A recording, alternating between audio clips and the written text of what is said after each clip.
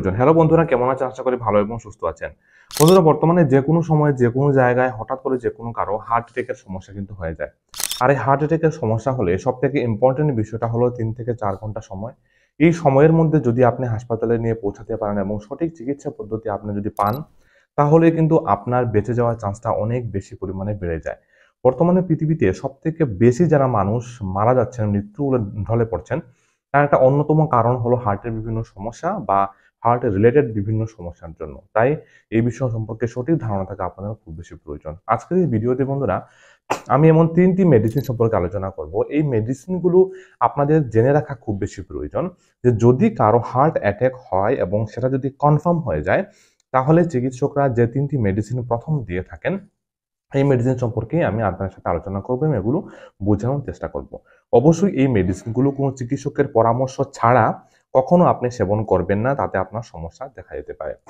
So এই মেডিসিনগুলো important বিষয় হলো যে যখনই আমাদের হার্ট অ্যাটাক হয়, মূলত হার্ট অ্যাটাক হয়ে থাকে আমাদের যে হার্ট রয়েছে তাকে রক্ত প্রবাহ ঘটায় যে আর্টারিগুলো রয়েছে, যেগুলোকে আমরা করোনারি আর্টারি বলে থাকি, এগুলোর ভিতরের দিকে যদি কোনো কোলেস্টেরল জমে এবং রাস্তাটা বদ্ধ করে দেয়, যার ফলে রক্ত চলাচল করতে পারে না, এই কন্ডিশনটাকে যখন টোটালি ব্লক হয়ে যায়, বন্ধ হয়ে যায় রক্তনালী এবং আমাদের হৃদযন্ত্র সঠিকভাবে অক্সিজেন পায় না বা নিউট্রিশন পায় না, তখনই আমাদের হার্ট মাসেলটা নষ্ট হতে শুরু করে। এই অবস্থাটাকে আমরা হার্ট অ্যাটাক বলে থাকি।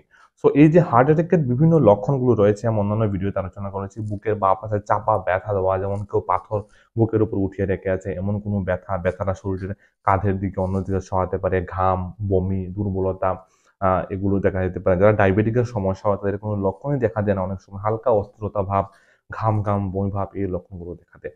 তাদের অলরেডি কিছু ব্লকেজ থাকে বা কোলেস্ট্রল বেশি থাকে বা চিকিৎসক বুঝে আপনাকে দেখা যায় এই মেডিসিনগুলো দিয়ে থাকেন।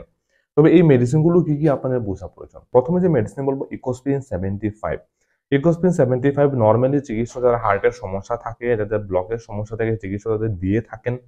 আরেকটা মেডিসিন হলো ট্যাবলেট ক্লপিলেট 75। এই ট্যাবলেটটাও আপনার ডাক্তারবাবু বুঝে যদি আপনি হার্টের রোগী হয়ে থাকেন তাহলে অবশ্যই আপনাকে নিয়মিত দিয়ে থাকেন। আরেকটা ট্যাবলেট হলো ট্যাবলেট ক্যাট 20, 40, 80 এমন পাওয়ারে আছে, বা স্টেটিন জাতীয় যে মেডিসিনগুলো। এই স্টেটিন জাতীয় মেডিসিনগুলো মূলত যাদের কোলেস্ট্রল বেশি থাকে তাদের জন্য কিন্তু এই মেডিসিনগুলো রেগুলার দেওয়া হয়। স্টেটিন 10, 20 বা 40 আপনাকে নিয়মিত খেয়ে যেতে হয় এবং কয়েকদিনের মধ্যে আপনার এই যে কোলেস্ট্রল যে প্রবলেমটা রয়েছে এটা কিন্তু কমে যায়।